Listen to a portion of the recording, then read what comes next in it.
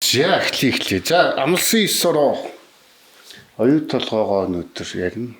Энэ 7 хоногт бас үйл явдал гэх юм бол анхаарал татсан юм бол мэдээж нийслэлийн иргэдийн төлөөлөгчдийн хурлын одоо нийслэлийн төсвийн сонсгол байлаа. Татврын багц хуультай холбоотой асуудлууд байлаа. Оюут толгойг ярихлаар энэ гэрээнээс л ихсэн л дээр баг л та. Тэгээ тухайн үед бол миний санджаар оюут толгойн гэрээ батлагдсны дараагийн жилд хөрөнгө оруулалтын мэдүүлгүүд гараад яг тэр гэрээг батлагдсан хүмүүс гэхэд одоо ерөнхий сайд байсан Санжийн Баяр цогт, Зоригт гэдэг гол сайдуудтай гэрээ хийсэн сайдуудын орлого 14-өөс 21 дахин өссөн тийм хөрөнгө оруулалтын мэдүүлэгтэр дурддагжсэн тийм хоомууд гарч исэн. Тэгээд энэ гэрэн дээр хаа би нэг хоёр хүнийг бие хувьдаа бол онцлмоор санагдаад байгаа. Тэр нь хин бэ гэхлээр Монгол улсын хоёр дахь ерөнхийлөгч Нацхийн Багванд нөгөөх нь одоо энэ Монгол хятадын найрамдлын нийгэмлэгийн дарга гэдэг Батцүх оюутлага энэ хоёр бол оюутлагын тузын гишүүнээс өнгөрсөн жил баха. Тэр хүртэл байжгаад хоёулаа буусан тий.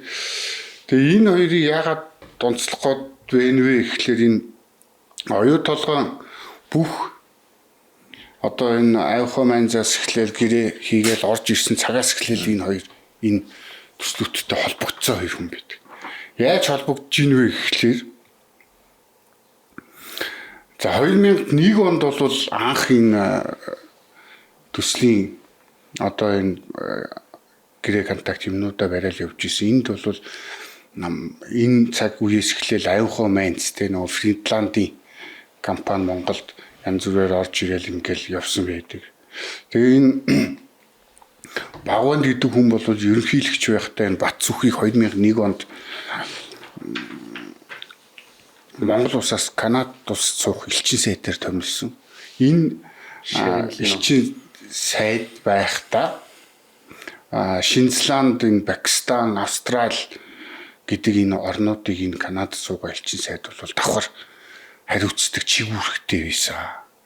За гэтэл 2005 онд бол аюухай манжи тодорхой хувийг нь 49% Рио Тинто бодолтож авсан.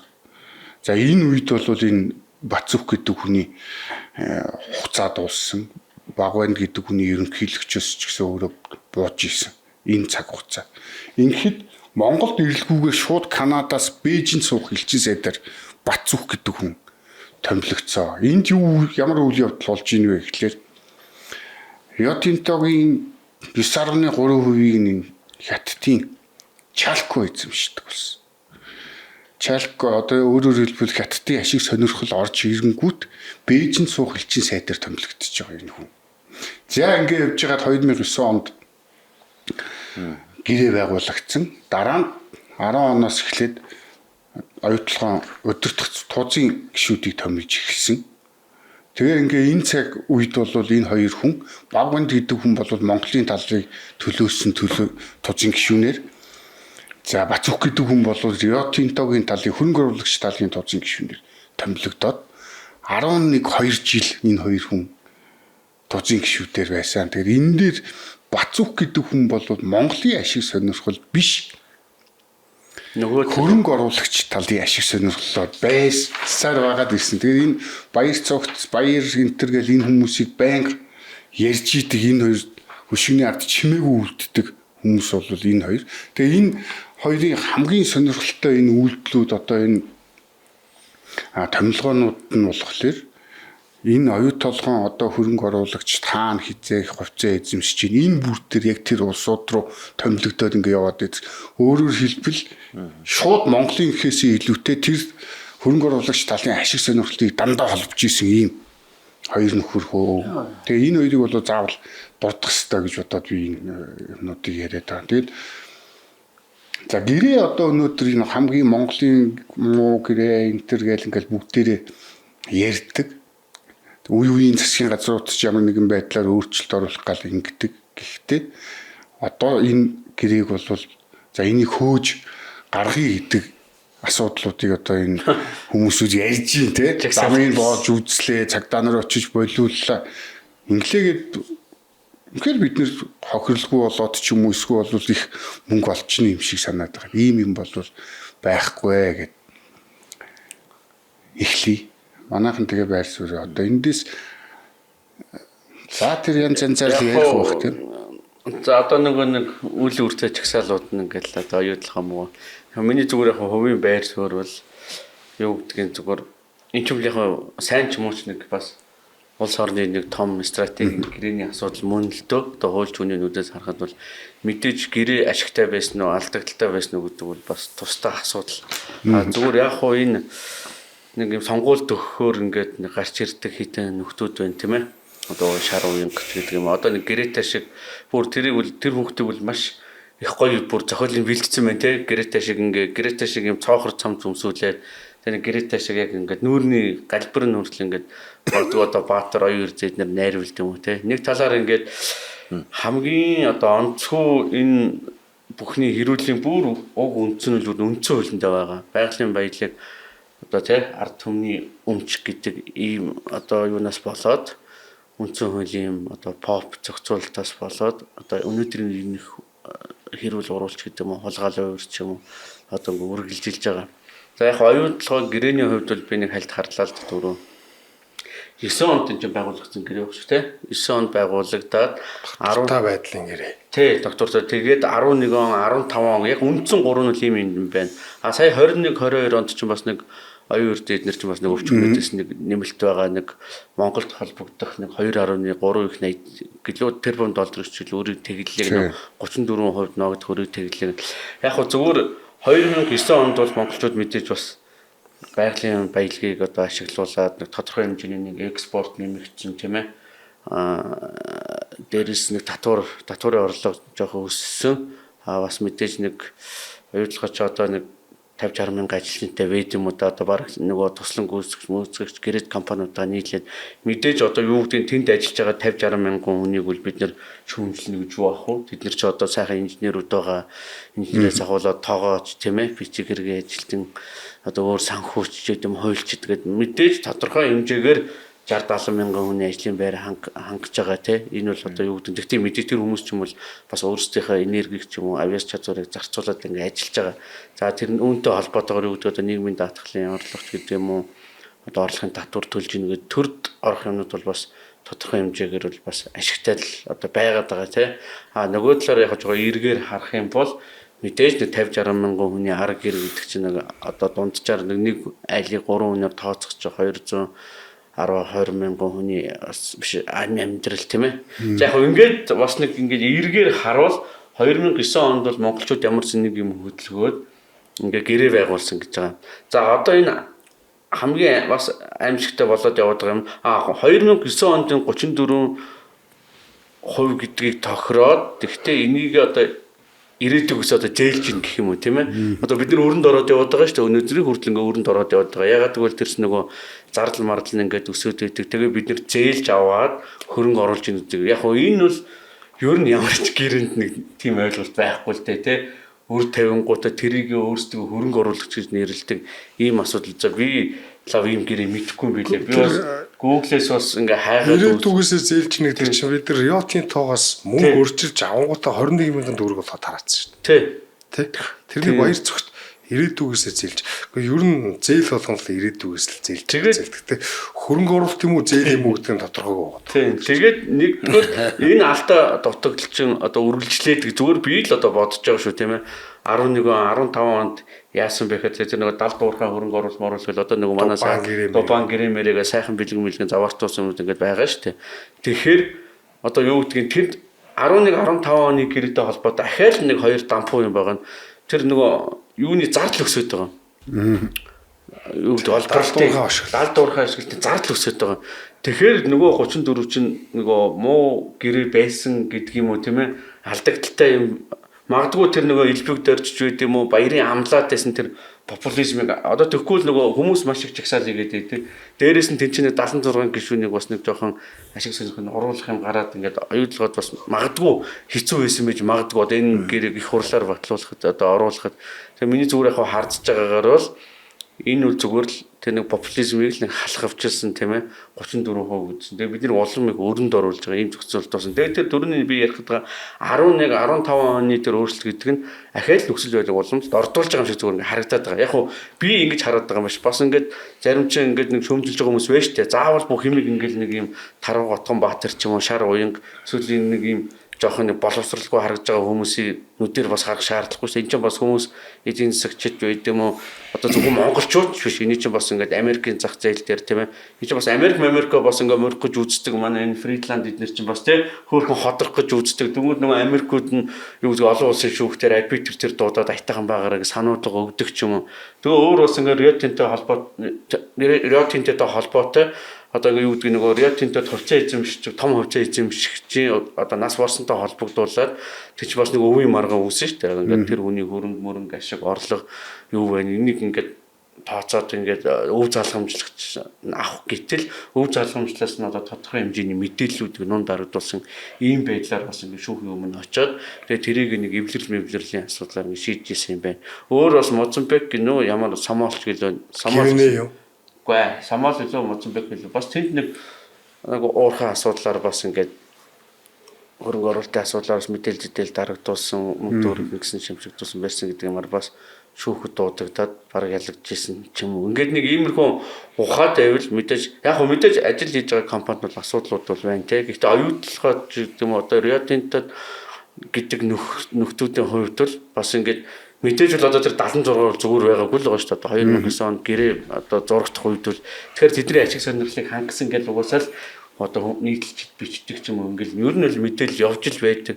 Тэгээ яг хуу дүгнэлт хэлэхэд бол энэ 11 15 оны гэрээгээр ингээд зардал өссөн. Тэгээд тэр гэрээнд бол нэг юм ороогүй гэдэг дээр бас хүмүүсийг шүүмжлэлтэй ханддаг юм байна.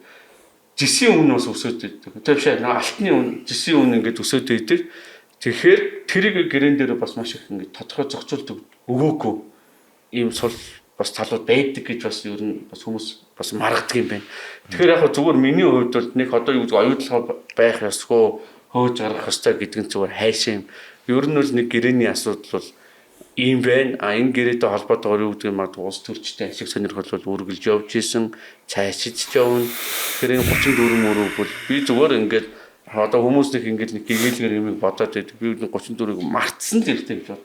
Цаашид хөрөнд орохгүйгээр харин энэ татваруудаа яаж тогтвортой авах вэ? Хэрвээ үнэхээр цаашлаад ингээд гэрээ мэрэнд нэмэлт өөрчлөлт оруулаад энэ гэрээ гэдэг чинь өөрөө одоо хоёр талын хүсэл зориг шүү дээ. Одоо ер нь онлайн ганц үндсэн л тийм ш. Хоёр тал ерөөсөө win-win, хоёр тал 50-50% л одоо хин алинда 50-50% эрсдлээ үүрнэ, 50-50% ашиг алдагдлаа ингээд авч явах ёстой юм байхгүй. Тэгэхээр энэ бол зүгээр яг манай улс төрийн бас нэг жоохон популизм бас манай авилагчдын мөнгө төгрөг одоо тэгэл баяр цогт сайхан бэлэг гэл ингээл хэдийнээсээ л яригддаг байсан, элбэг дорж баяр гээл яригддаг байсан. Тэг яагаад тэр хүн дэлдгийн буруу хүн бол тэгэл Америкт очиод ингээл хүмүүсийн тарих уугаал ингэж байдгийг. Тэгэхээр би энэ үл яг мэдээж тодорхой хэмжээний асуудал бол байсан. Одоо харин цаашид энэ оюутлагуудаа холбоотой асуудлаар юу гэдгийг нэг гайгүй улс төрчид хэрэг ирээдүйд гарч ирэх ч юм уу те тэгвэл 34 асуудлыг зүгээр мартчих хэрэгтэй. Зүгээр мартаад харин одоо байгаа хоригдлагчид байгаа эсвэл цаашид хоригдлогтөр өрнүүдийг тэгэлдэг чи боломж нь юу гэдэг нь те зүгээр яг бидний хувьд өнгөц хараад бас зарим хүмүүс одоо судлаач шүүмжлэгчдийн ч юм уу тэгэл гадаад дотоодын хүмүүсийн зэтгэлийг уншихад бол ийм байна. Тэгэхээр бол миний хувьд зүгээр одоо хөөж гаргана гэхээсээ илүү зүгээр гэрээг бол одоо яаж эсвэл монголчууд цаашид өрөнд орохгүй байх вэ гэдгийг харуул ер нь яаж юм бол тоо. Одоо манай Гамбаяр хасар хоёр нэлээсээ ярих бах л та. За одоо овгийн саяны яриад байдаг тэр 3.4 тэрбум долларын өрийг цайруулсан гэдэг. Тэр мөнгө орж ирээд нөгөө бас нэг байршуулсан татвар нэхэгжсэн тэр мөнгийг байршуулж хагаад бид нар юу хийсэн бэ гэхлээр одоогийн ерөнхийлөгч хөрвсөхийн засгийн газар цахилгаан дулааны үнийг төлөөд дээр нөгөө ковидын үеийн хөл хориг сунгах мөнгийг тараасан тий. Тэгэл болгоогүй тэр мөнгийг бид нар үрээд тусцаа. Одоо ногдлаа шиг гэж ярьж байна. Өдөрт бид нар 5 тэрбумын өрөнд орж ийн гэд ингээд одоо энэ жагсагч тэр зарим нэгэн гişүү Батнаримтал гişүүнээс эхлээл хилээл байгаа тийм. Гэтэл яг энэ мөнгө бол оюутлагын мөнгө гэхээсээ илүүтэй нөгөө Чингис бонд, Самура бонд янз янзын ирээдүгээс барьцаалж зээл авсан бондууд нийлээд гадаад өрийн хүүг яриад байгаа тоо гэдгийг хэлмээр байгаа юм л та. Тэгэхээр энэ шиг энэ манайх одоо нэг ийм асуудал нэг өнцөг болвол тэгж гарч ирдэг шүү дээ. Бид нар энэчээрээс 34% эзэмших ямар ч хэрэггүй байсан юм аа. Бидний хамгийн ээлтэй юм бол зүгээр өөрсдөнд нь эрсдлийн үүрүүлээд хангалттай татвараа тавиад ингэсэн бол оюут толгой бас бид нар өрөнд орлогоогоор ашиг хүртэх боломжтой байсан гэдэг. Рио Тинтогийн тэр маргаан гадны ерөн энэ хөрөнгө оруулсан улсууд том энэ уурхаанууд ер нь ямар байдлаар одоо ихэнхдээ л энэ улс орнууд дээр ярьж байгаа нэг гол анхаарал тасаа асуудал нь бол ерөн ийм том уурхаатай улс орнууд ялангуяа жижиг улс орнууд бол хөгжсөн түүх байхгүй. Дандаа хоол болоод дуустгаал гэдэг юм ирдэг шүү дээ. Гадны улс жишээнүүдийн талаар та хоёр маань яриач тий. Гэхдээ гадны улсын жишээ ч явах уу? Ер нь одоо монголчууд энэ оюутлогоо ч юм уу энэ зам дээр нь баахан хүмүүс суудсан тий.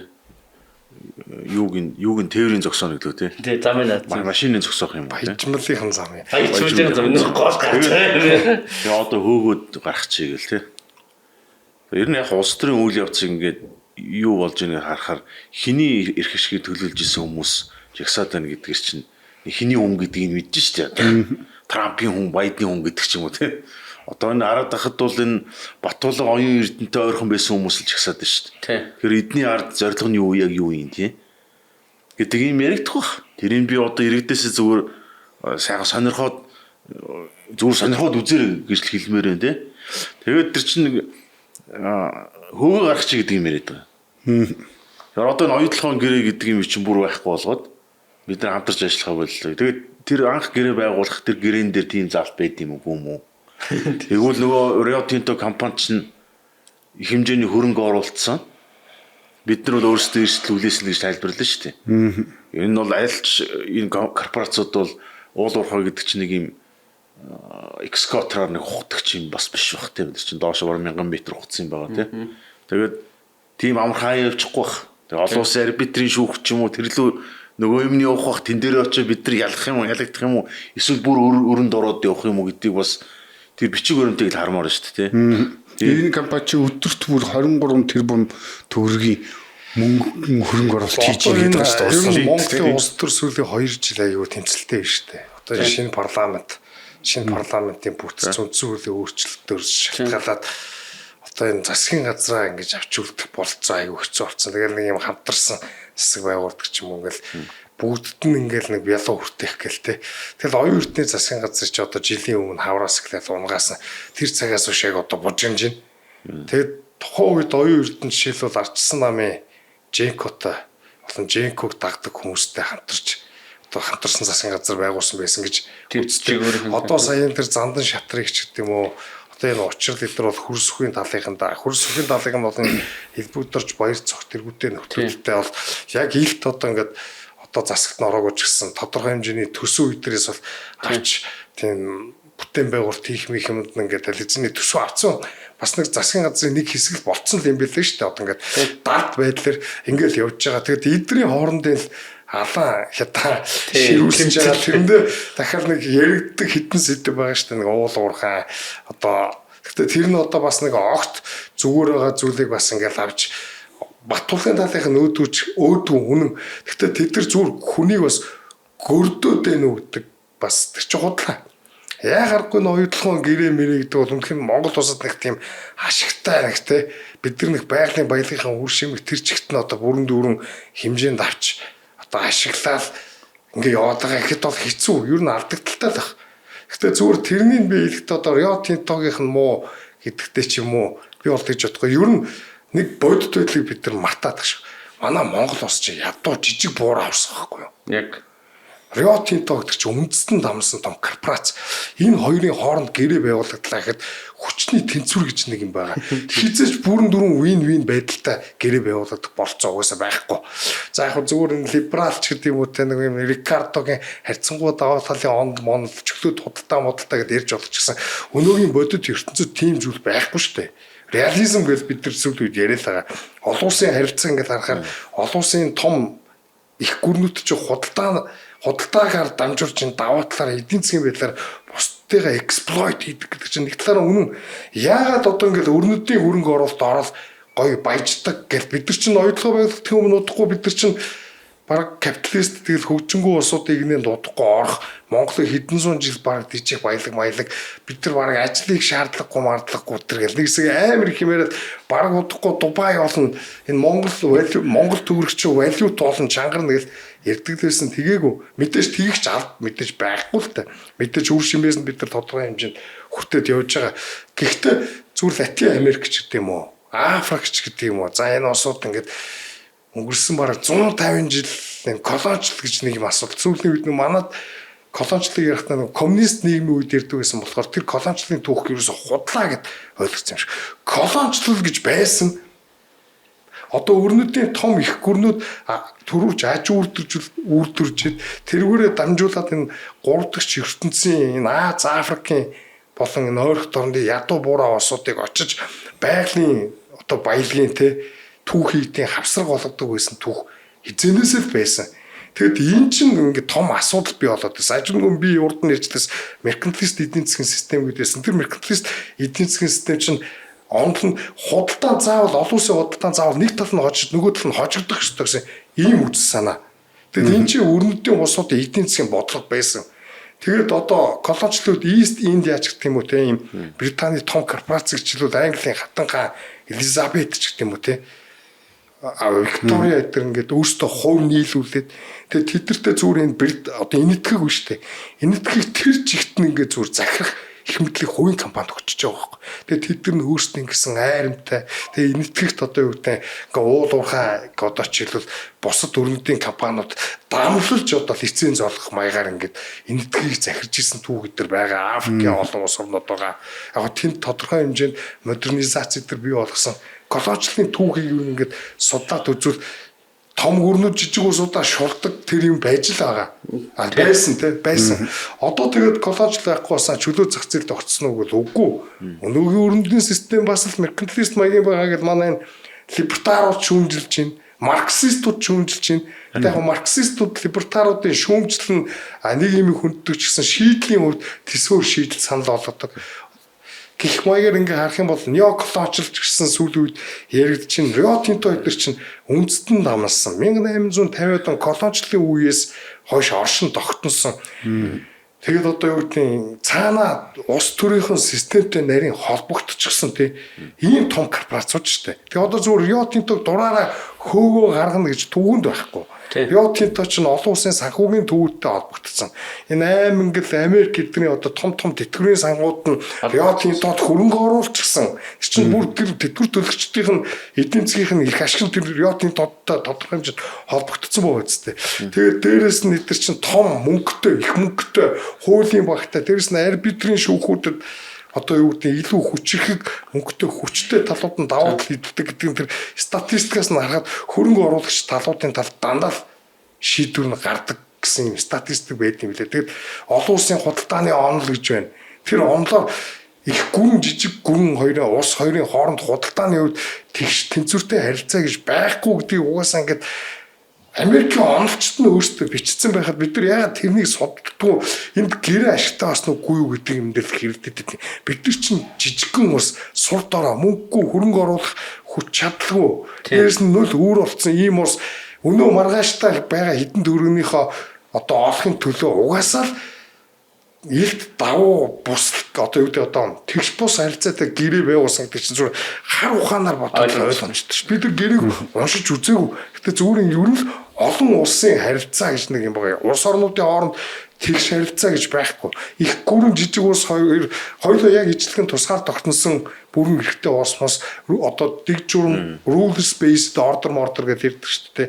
Ус бүхэн олон улсын эрх зүгээр ингээ явдаг. Яг ижлэгэн эрх мэдтэй тэр гэдэг чинь худлаа шүү дээ. Том гүрнүүд жижиг ус хоёрын хооронд тэнцвэргүй харилцаа явж байгаа. Тэгэхээр энэ барууны том корпорацууд яг Оросод очиод эсвэл Хятадд очиод бас дураараа ашиглаж чаддгүй юм тэгвэл. Тэр том Оросууд ч бас өөрсдөө уулуурхай ч гэдэг юм уу ашигт мартналын бодлогыг бие тааж тодорхойлж чаддаг. Жижиг усууд тодорхойлж чадахгүй. Яагаад гэвэл тэгэхээр энэ жижигхэн улсын улс төрчдийг чинь доор нь авилгаж байна ингээд бодлоод авчих. Харин ядуу улсын хүмүүс чинь өлгөн шүү дээ. Тэгээд өлгөн гарууд энэ чинь ганцхан тэр цаад нөгөө талын хүмүүс муу хүмүүс учраас энэ гэрээ муу байгуулагдаж байгаа биш. Бид нар өөрсдөө муухай ядуу юм үзээгүй тийм доороо өлгөн учраас хизээ чи нийтлэг хэрэг ашгаа бодохгүй шууд тэгэл худалдаг. Энэ чи ерөөсөө буура ядуу улсуудын бүгднгийнх нь эмгэнэл чи ус төрн тэр чигтээ авилгачсан байдаг тэр үстэй. Тэрний институцийн сув доороо байдлаас болоод байгалийн баялгаа ашиглаж чадаагүй ингээд баялагын хараал оллоо гэд. Энэ дэлхийд даяараа тийм түүх автах манайх юугаар онцгой юм бэ? Юугаар одоо энэ бид нар чинь бид нар бол хилээд байгаа шүү дээ тийм үү? Одоо манай энэ 3 сая нэг гаруй хүн амтай Монгол улс бид нар одоо энэ дэлхийн энэ баг 200 орчим улсад ямар байр суурьтай байдгийг гэдгээ нэг өөрсдөө толинд хармаар байгаа байхгүй Том юм яриад байна. Одоо Чингис хааныгаа яриад тэгэл нөгөө Жанцсан нурмын аяа тавиал өргөн удам нутаг дэвсгэр яриад тэгээ одоо энэ ноёдлогын эсрэг талын энэ өмөрж байгаа хүмүүс нь энэгүй бол бид нар ч бараг өсөж өгөх байсан юм байсан гэдэг юм байна. Тэрнээс өмнө бид нар амьдрал ирсэн л байж өгөхгүй шүү. Тэгээ тийм үндслүүд тавиад идэв. Тэгэл одоо би нэг жиргээ чи юм уншлаа л гэсэн чинь энэ гэрээ бол бид нар манайх шиг жижигхэн үндэстэн том улсуудтай энэ тэнцүү харьцаж чадж байгааг харуулсан гэрээ юм байна. Тийм юм яриад байгаа. Манай Баабар маа. Одоо жишээ нь би энэ Монголын хол либералуудыг хэлмээр байгаа тийм. Та нар тэр CNN BBC-г уншил та. Өрөндийн том засгийн газар сүлбэлцсэн либерал энэ дээр байгаа шүү дээ. Зөвөр Африкийн дээр 50 улсын чинь төлөө хоорондоо бүр алилцж байгаа үстэй. Байден очоод энэ танаа энэ литийг чинь бид нар бомбтөр хүргөөдөө төмөр зам барьчих. Тэгээд тэр аль тэгж лоббито коридор гэл юм тэрийг Трамп гарч ирээд адилхан ялч шүү дээ. Хэрэгжүүлэл явчих шүү дээ. Тэнд Ардсан Конго гэдэг нэг улстай дайн самуунтай иргэний дайнтай ядуу хөл нүцгэн хүмүүс ингээд кобальт тий уурхаас яж байгаа тийм улс шүү дээ. Амар баялаг тэр чинь кобальтын баялагаар бор дэлхийд тэргүүлэх улс тий. Литийн баялагтай тийм улс байна шүү дээ. Монголтой ямар хайлгаа адилхан шүү дээ. Тэгвэл Америкчууд нэг юм ярьдаг. Хятадууд нь болохоор win-win зарчмаар бүгдээрээ хамтарч ажиллана. Танаа уурханууд хэдүүл би ажиллуулна гэж гэдэг. Яг Рио Тинтог гэхдээ за таны яриг. Зүгээр яриа. Рио Тинтог би бол шууд Британи ч юм уу Австралийн төрийн ашиг сонирхлыг шууд төлөвлөдөг гэж би хэлээгүй ш. Төрийн өмчт энэ гэж бол компаниудаас арай өөр. Одоо ч жишээлбэл тэр Оросын юу гэдэг нөгөө эрчим хүчний компаниуд одоо ч хавь өөрийн улсуудаа нөлөө тэр тогтоох гэдэг хятадын тэр нөгөө China National Petroleum тий энэ том уулуурхай компаниуд ч нь бол жишээлбэл ашиг гэхээс илүү геополитикийн сонирхлоор ажилладаг тий. Тэгэхдээ өрнөдийн энэ хувийн хвшлэн гэдэг компаниуд ч гэсэн геополитиктэй хамтлаж байгаа шүү дээ. Ер нь бол үндэстэн намсан корпорац гэдэг чи одоо өрнөддөө ч гэсэн зүүнт нүдэн ч гэсэн либертарууд ч гэсэн ер нь энэ establishment-ийн эсрэг хүн болгон тий шүүмжилдэг шүү дээ. Тэгэхээр тэр чи орвуу хоосон шүүмжлэл бас биш тийм ээ. Тэгээд энэ үндэстэн дамсан корпорацууд чи яг одоо жишээлбэл Иракийн дайн болоод Иракт одоо ингээд Иракийн эрхчлөө ажиллагаа болоод ингээд Иракийн нефт Америкчуудын мэдлэлд орлоо. Тэнгүүд тэнд чинь том одоо мобил энтер гээл те том Exxon энтер гээл тэр компаниуд чинь дахиад орчиж байгаа үстэй. Тэгэл тэр өөрөөр тэр дайн болоогүй байсан бол тэр компаниуд тийш очиж чадав. Тэгэл тэр уул уурхай одоо юу гэдэг нефт олборлож байгаа одоо нефтийн олборлолтын талбайг нь Америк цэргүүд хамгаалаад зогсчил зураг мураг байдаг л үстэй тий. Тэгээд энэ одоо угаа би яриад байгаа чинь chronic capitalism гэдэг энэ корпоратив гэдэг энэ систем чинь дандаа орчин үеийн ардчил гэдэг чинь сонирхлын бүлгүүдийг төлөөлдөг. Мэдээж дан ганц 1-2 компани бүгдийг мэдхгүй ч гэсэн асар олон юм хүчтэй том корпорациудын эрх ашигын баланс тэнцвэр дээр ингээ оршин тогтнож идэг. Төрн тэр том бизнесүүдийн заавраа хөдөлж идэг. Тэр системийн чинь хуучин цагт одоо колоничлол гэж ярьдаг гэсэн одоо неоколоничлол гэж яриад байгаа шүү дээ. Зүгээр үндэстэн намсан корпорац юм шүү дээ. Зүгээр нэг хувийн хвшлэлтэй одоо гэдэг манад хурж ирээд нэг дэлгүүр нээчих ч юм уу эсвэл нэг технологийн компани одоо технологийн нэг үйлдвэр бариад хятадд нөгөө технологио дамжуулдаг ч гэдэг юм уу тэрнээс арай өөр штэ үйлдвэр байгуулах ч юм уу энэ чи яалтчгүй байгалийн ашигт мартмал гэдэг чи асар үнэтэй тийм бол хажууд зах зээл нь байж гин тэгэд энийг аваад зах зээлийн үнээр нь зараад тий гэтээ тэрнээсээ ингээд яг авж байгаа хүмүүстэй хэр одоо яг үндэ нөгөө бүтээгдэхүүн хуваах гэрээ гэдэг маягаар ингээ яасан бол ч яста цэвэр ашиг авдаг нь илт харагдсан шүү дээ. Гэтэл одоо тийм биш ингээ баахан олон янзын хөрөнгө оруулалт юу тэрний зардал нь яагаад ч тэгээд өсөддөг гэсэн анх байгуулж байхдаа л одоо ингээ удахгүй ногдлох ашиг авах гэсэн ногдол ашиг авах чил нь улам бүр ойшлоод Монгол улс улам бүр өрөнд ороод ч шиг энийг чинь манай энгийн хүмүүс ойлгохгүй байгаа нь аргагүй шүү дээ. Энэ хүмүүс чинь баялгаа ашиглуулсан ч өрөнд орчлоо гэдэг логикийг юу хэн ойлгох юм бэ? Тэгэхээр энэ яалтчгүй муу гэрээ гэдэг нь бол ер нь бол ойлгомжтой. Гэтэ одоо юу гэдэг энийг зөвхөн одоо элбэгдэрж баяр цогттой буруутгах нь эсвэл Рио Тинтотой Монгол улс монголчууд бидний өнөөдөр ингээд уул уурхай тухай ойлголт энэ хэмжээнд байна. Олон улсад худалдаа яаж явагддаг тухай мэдлэг тэр хэмжээнд байна. Өөрсдийнхөө чадах хэмжээнд л байгуулсан байгаа гэрээ нь энэ ахгүй тийм ээ. Тийм ерөнхийдөө өөрсдөө бид нар ч гэсэн хэлээл л гэдэг тэ нэг Жанцнорын хаяг сонсоод Чингис хаанаараа омгшиг уг нь тэр түүхэнд байгаа байхгүй юу тий өгөөдөө хаан асуурсны дараа хатад нь юу хийсэн бэ гэхлээр арабын худалдаачинд одоо хаттаас авдаг татварыг тий зарж хаяад бэлэн мөнгөөр нь зараад нөгөөх нь очиод хүснээрээ татварлаад тэгээд сүулдэ бослоо дайнд игдэх хэмжээний юм болоод ингээд наан өөрсдөндөө мөнгө хэрэгтэй учраас нөгөөдөлчөөс Монголын эзэн гүрэн биш үү? Монголын эзэн гүрний үед анхын дайныг цаасан мөнгөөр санхүүжүүлдэг феномен нагтлахад явагдчихсан заяа. Сүм усыг эзлэхийн тулд одоо Юан улс жишээлбэл хувлаа цаас мөнгө хэвэрж нөгөөдгөн сүрдээ эдийн засгийн доктор гүйжүүлээд одоогийн систем шиг тийм биш дээ тэр доороо борьсон. Бас тэр энэ ил хаадын улс гэдэг чинь энэ ил хаадын улсад хамгийн анхны конгломерат гэдэг чинь үндэстэн дамсан корпорац байгуулагдсан гэдэг байна. Тэгээ юутай холбоотой энэ компаниудыг хэн хамгаалдаг вэ гэвэл эзэнт гүрнүүдийн эмпайруудын стейт цэрэг хамгаалдаг байхгүй худалдааны замыг ингээд хяналтанд аав тэргээр хэдхэн компанийг явах зөвшөөрлийг олгочдөг. Тэр компаниудтайгаа өөрсдөө холбоотой байдаг байхгүй. Тэгээ тэр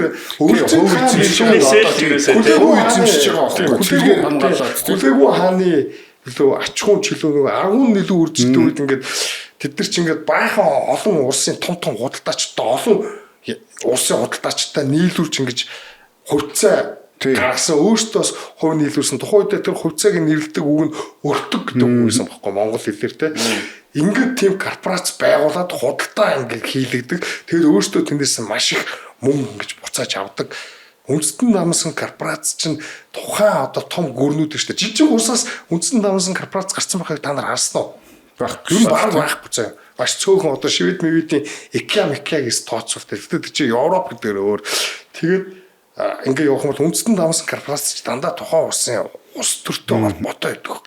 Тийм учраас хэдэн үеэрээ хэдэн зуун жил ингээд тэр одоо санхүүгийн одоо тэр бизнес том бизнес элитүүд чинь өрсөлдөх чадвараа хавдаглаад байж байгаа. Эдгээр чинь чөлөө зах зээлийн хувийн хөрөнгө оруулалт хувийн хвшил төр биш. Энийг одоо ялгаж салгаж ойлгодог болмоор байна. Одоо ер нь шууд ингэж харах чайгүй энгийн борц хуучин цаг үе ойлгож нэг бол зах зээл нэг бол төр гэдэг ингээ харах айгүй хэцүү болсон. Энд чинь ингээ саармагчсан одоо зах зээл төр идэр чинь ингээ хоорондоо сүлбэлтэж мүлбэлтсэн тийм болцсон. Шууд одоо нэг хуучны социалист тайлбар шиг те төрөл бүгдийг эзэмшчихвэл сайхан ч гэдэг юм уу. Төрийн өмч байгуул сайхан ч гэдэг юм уу. Зүгээр одоо энэ Монголын энэ коммунист маягийн хүмүүс шүү дээ. Эдгээр чинь ингээл оюутлахыг тэр чигтэн төр давчих. Тэгвэл ингээ гой олон энэ гэж ярьдаг. Тэр бас марксист онлооч сайн мэдхгүй байгаа. Марксист онлооч гэдэг шүү дээ. Ямар төр вэ гэдэг шүү дээ. Хөрөнгөтний төр юм уу, социалист төр юм уу? Манай төрийг хөрөнгөтний төр гэж үзэж болох уу одоо болно те. Хэрвээ өнөөдөр Монголын одоо юу гэдэг яг марксист онлоо төрийн ингээд уурхаанууд ингээд өмчлөө төр ингээд өмчлөө тах юм бол тэд нар хувийн сонирхолд зарцуулагдана. Ашиг сонирхолд одоо хувийн их ашигын сонирхолд зарцуулагдана. Тэгэхээр марксистууд хүртэл тэгж үздэг заяа. Социализм гэдэг чи одоо гэдэг бүх капиталист ангийг байхгүй болгоцсны дараа л тэр боломжтой гэж үздэг байсан байна. Өнөөдөр ингээд марксизм ааж мэдхээ байсан зүгээр улс л өмчлөж байгаа бол тэр болно гэдэг. Яг үүндээ өнөөгийн орчин үеийн парламентд дарчил гэдэг чинь том бизнес өөрчилдөг. Тэрний чинь хуучин цагт одоо тэр меркантилист системийг чинь анхаарал шүүмжлэл марксистууд тэрнэр нэг талаараа тэрч бас үнэн бейслес юм биш байхгүй юу? Үнэхээр тэр том капиталист ангийнхны эрх ашигт биш үү те. Үнэхээр тэдний төр нь үйлчлэгдсэн. Тэгээд хөрөнгөтний төр гэж капитализм те. Тэгж үздэг гэсэн. Өнөөдөр тэр капитализм гэж тайлбарсан худлаач гэсэн меркантилизм өнөөдөр тэгээд байж л байгаа шүү. Одоо тэгэл бас хуучнаа сангалзаал тэр ингээ хураагаад авчих өмдөнгийн ингэж айлуулъя. Тэр чинь бидний талаар саяхны жишээ шүү дээ тий. Дарга ингэн тусгай дэлгүүрээр орос дэлгүүрээр үйлчлдэг өөрсдөө болохоор юм уу булчин мах богцсон очрлоод авдаг тий. Эдгээр махаа англиад Казахстан ч юм уу Сауди Араб ч гэдэг юм уу эсвэл энэ Оросын холбооны улс эдрийг ингээ харангуйта энд одоо жишээлбэл ингээ ресурсаа төрн өмчилж байгаа байхгүй том компаниуд байгаа шүү дээ.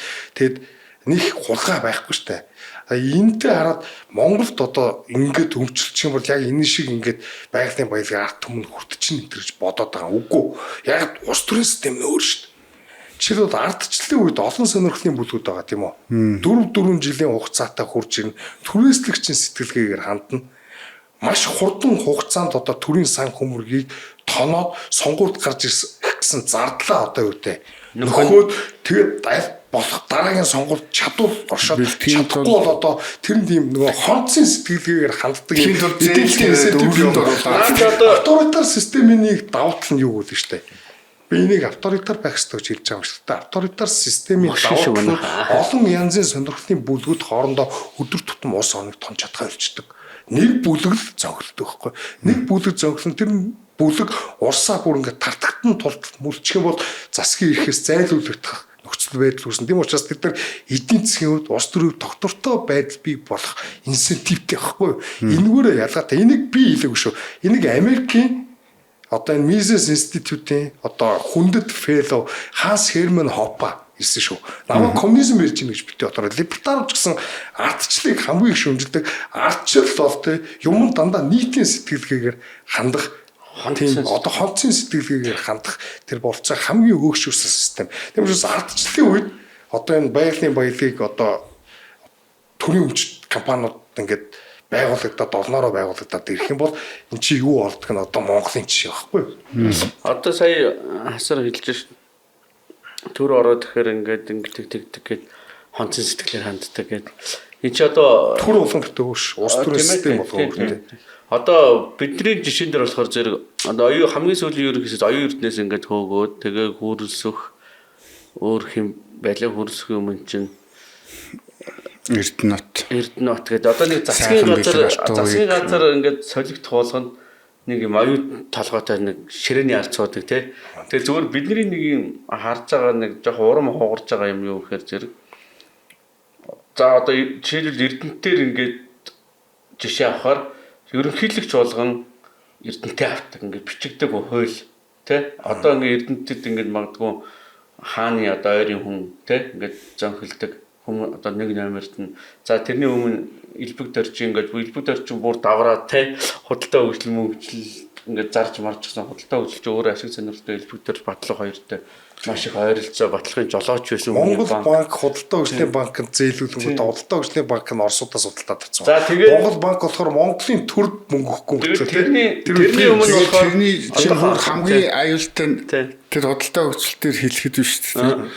Худалдаа хөгжил төрд нь өөрсдөө мөнгөний шахаад тэнгүүтээ буцааж өөрсдийнх нь мөнгөөр Орос худалдаад авчиж байгаа. Тэгээ одоо хамгийн анх эн чинь нөгөө багванды үеэс бас эхэлсэн те. Багванд чинь тэгэл тэр нөгөө бэлэг гээл тэгж байгаа л эдгээр чинь ер нь ингээ зориг мөргийгоо ингээ гусаад нөгөө тэд нар өөр ингээ бас фракц те ардсан намч одоо зоригийн фракц, элбэг дөржин фракц гэдэг юм уу Батуулын фракц гэдэг ингээд бүр нэгнийхээ амин чуржсэн юм явдлууд байгаад байгаа шүү дээ. Тэгээ одоо буцаадаг оюутлахаар харахаар бас ингээ яхахгүй ерөнхий нэг юм бичигдээгүй хууль магадгүй зүгээр ингээ бидний хардж байгаагаар одоо Риотын тонч үед юм уу тийм ээ.